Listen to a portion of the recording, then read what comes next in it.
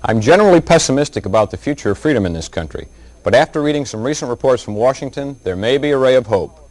It seems that the young people of today have somehow acquired a yearning for liberty in spite of their parents, and what's most important is their commitment to transform their beliefs into action. We should applaud the young men and women of today for their willingness to defend this nation voluntarily. According to a Pentagon report, the armed forces are meeting their manpower quotas and ROTC programs are flourishing at most universities. It seems that the generation of the 80s is willing to defend itself against socialism. They are unwilling to live in a society where the citizens are nothing more than slaves to their government leaders. However, there are also a group of young men in this country who are on the battle lines today. They're fighting against the most blatant example of socialism, forced registration in the draft.